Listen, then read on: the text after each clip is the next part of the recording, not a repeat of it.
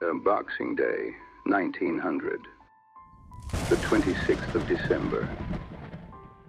A day when the rest of the world was still warm with the embers of Christmas, families gathered, candles burning, the smell of pine and wood smoke filling ordinary rooms in ordinary homes. Aboard the lighthouse tender Hesperus, there was no such warmth. Captain Jim Harvey stood at the helm, navigating 20 miles of open Atlantic toward a place that existed on the edge of the known world. The Flannan Isles. 7 small outcrops of rock rising from the Outer Hebrides off Scotland's western coast, known locally as the Seven Hunters. An archipelago so remote, so hostile, that for centuries the shepherds who occasionally brought their flocks to graze would refuse to remain there after nightfall. The islanders spoke of it in lowered voices. A cursed place. As the Hesperus drew close, Captain Harvey reached for his horn. Routine demanded a greeting. Standard protocol. The horn sounded across the water. Nothing. Captain Harvey sounded it again, then fired a flare, a burning arc of light over an island that did not respond, the flag that should have been flying to signal all was well, not there, and the men, Ducat, Marshall, and MacArthur, not there. Joseph Moore, the relief keeper, volunteered to go ashore. Alone, he climbed those 160 steps. He crossed the island. He came to the lighthouse door. It was unlocked. He stepped inside. Inside, the kitchen, still and cold, the clock on the wall had stopped. The fire had not been lit in days. A chair lay overturned near the table, as though someone had stood in sudden, violent haste. They had not returned. Before we speak of the mystery, we must speak of the men. They were not archetypes. They were human beings with families who waited for them and never stopped waiting. James Ducat, principal keeper. He was good at his work, patient, methodical. He had married Mary Grierson in 1882. They had 4 children, Louisa, Robert, Annabella, and Arthur. 4 children who spent Christmas of 1900 not yet knowing that their father would never come home. Thomas Marshall, second assistant keeper. He exists now mostly as a name in a ledger, annotated in red ink, disappeared on or about December 15, 1900. Donald MacArthur, occasional keeper. MacArthur was a veteran mariner, a man built for rough seas. He was not supposed to be there. He was a substitute, and he never came back. When Superintendent Robert Muirhead arrived on Eileen Moor, he began a methodical examination of the lighthouse and its records. He was the last person to have seen the men alive. On December the 7th, he had visited the island on a routine inspection. He shook their hands. He bid them farewell. What the physical evidence actually said. The eastern landing was entirely undisturbed. The western landing told a different story. A large wooden box stored 110 feet above sea level had been smashed open. Iron railings had been bent and twisted. The cable-hauled railway had been wrenched from the concrete, and in one devastating detail, turf had been ripped from the cliff top itself, ripped from the ground and thrown. Inside the lighthouse, the lamp had been trimmed, the oil fountains filled, the kitchen tidied. The work of the morning had been completed. One oilskin coat remained hanging in the hallway. In a storm, all 3 men would have worn their oilskins. The fact that one remained suggests urgency, or perhaps that not all 3 men went out together. Now we arrive at the most contested element of this case, the entries that have, over more than a century, become the emotional core of the Eileen Moor mystery. December 12th, gale north by northwest, sea lashed to fury. Never seen such a storm. James Ducat, irritable. Storm still raging. Donald MacArthur crying. December 15th. Storm ended. Sea calm. God is over all. These entries are haunting. They are also, in all probability, invented.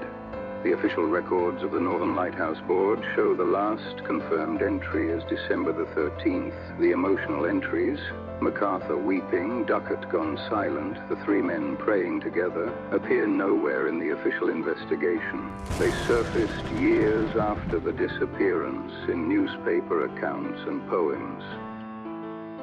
But even so, three experienced men on an island they had no reason to leave in a storm left, and they did not come back.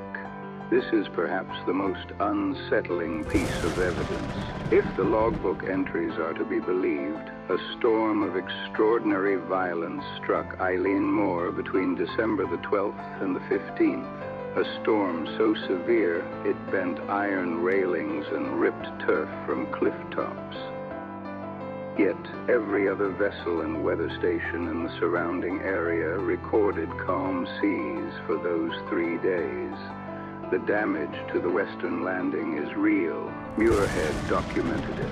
Something struck that island with tremendous force, but when? Either the storm was hyper-local, a rogue wave event, or the damage occurred at a different time. The western cliffs are deeply indented with narrow gullies called geos, natural channels that can amplify wave energy to walls of water. They went to secure the equipment. The sea did not give them the opportunity to come back. The official record concluded accident, probable drowning. The most probable explanation is that the three men went to the western landing to secure the crane against storm damage. A rogue wave, or a series of extreme waves amplified by the geography of the island, struck the landing while all three men were present. The damage to the western landing is consistent with extreme wave action, iron twisted like wire, turf ripped from the earth. But there is a second theory, the overturned chair, the single remaining oilskin.